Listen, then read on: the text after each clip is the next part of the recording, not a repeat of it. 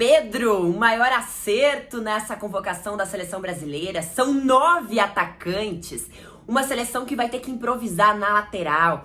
A gente vai falar também da ausência do Gabriel Jesus e das possibilidades, então, nessa lista de convocados do técnico Tite. O Tite fez a sua penúltima convocação antes da Copa do Mundo, que já tá chegando, falta pouco, a preparação já está muito intensa, mas me parece que sim, a seleção brasileira tem um caminho rumo ao Hexa. Vem comigo.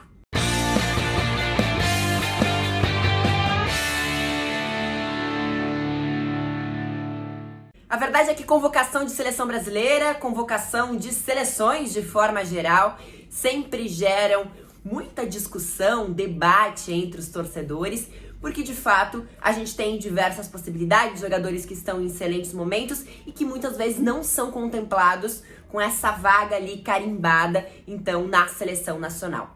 O Brasil é um desses casos porque a gente tem, por exemplo, jogadores que se destacam e muito no setor ofensivo, e aí a gente já tem 9 jogadores convocados nessa lista do Tite. É uma seleção com 9 jogadores que jogam no setor ofensivo, 9 atacantes, e aí começa aquela briga boa para conseguir definir então quais serão as opções do Tite para a Copa do Mundo.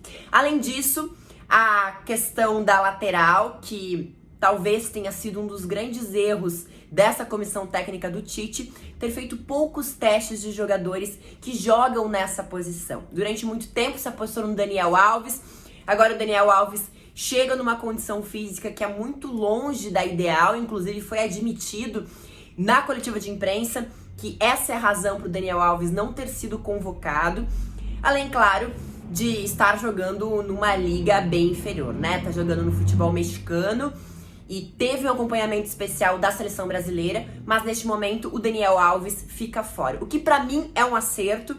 Não acho que o Daniel Alves tenha a condição de estar nessa lista de convocados, mas entendo também que lá na frente o Tite tem um problema, porque ele vai ter que fazer uma adaptação de jogadores que não são de origem laterais, terão que ser adaptados nessa posição. Ainda mais com a baixa do Guilherme Arana, um jogador que com certeza estaria entre os convocados para a seleção brasileira, convocados para a Copa do Mundo, e que lamentavelmente vai perder essa Copa do Mundo e perde o restante da temporada também por conta da sua lesão.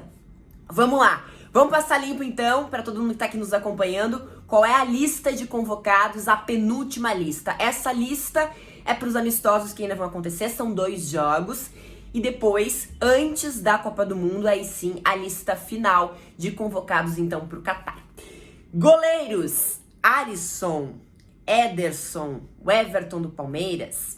E aí, na posição de lateral, Danilo, Alexandro e o Alex Telles. Zagueiros: Marquinhos, Thiago Silva, Ibañez, o Bremer e o Éder Militão. E aí o Tite deixou muito claro que esses jogadores que de origem são zagueiros podem eventualmente também fazer o papel de lateral, e ele menciona inclusive o Éder Militão.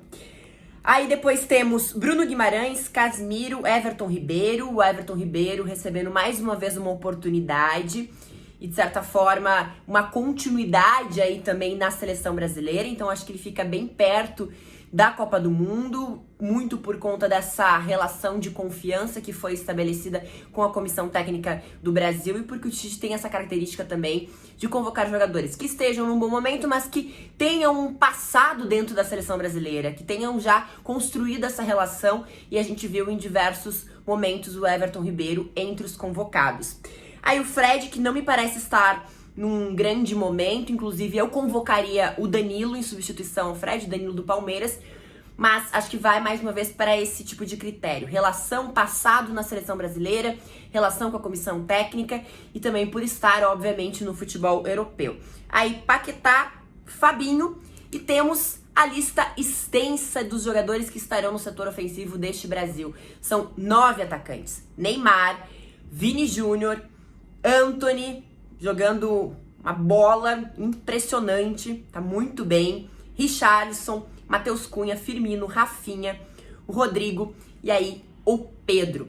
O Pedro é, de certa forma, um reconhecimento ao que ele vem fazendo no Flamengo. Um jogador muito talentoso e que era muito pedido, de forma geral, também estar entre os convocados.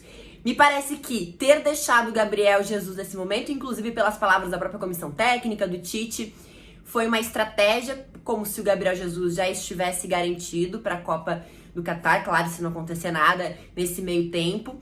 Ele faz um excelente começo de temporada também, tá num ótimo momento, inclusive foi convocado para a seleção brasileira quando não estava em um momento tão bom e mesmo assim tinha a credibilidade, o voto de confiança aí da seleção. Então me parece que ele já está garantido e que vai ter uma disputa por a posição, uma disputa por vaga entre o Firmino e o Matheus Cunha. E ele até menciona, o Tite menciona na coletiva, outros jogadores que poderiam estar na lista também. Gustavo Scarpa, quem mais que ele falou? Até falou brevemente, acho que no nome do Veiga, de alguns jogadores que poderiam estar neste seleto grupo, digamos assim, mas que, claro, por uma limitação de vagas, não estão. Mudança também aí com relação aos zagueiros, né? O Léo Ortiz ficou de fora, era um jogador que vinha sendo testado e que se tinha a expectativa de estar na lista de convocados para a seleção.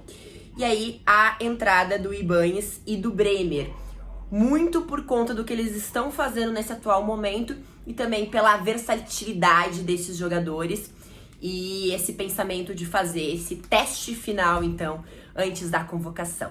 E aí, me conta, você gostou? Você gostou desses relacionados do Tite? Você tá confiante com a possibilidade do Brasil ser hexa lá no Catar? Deixa aqui nos comentários, compartilhe com seus amigos e se inscreva aqui no nosso V6. A gente vai estar acompanhando em detalhes essa Copa do Mundo e todos os conteúdos relacionados à seleção brasileira daqui pra frente. A gente se encontra.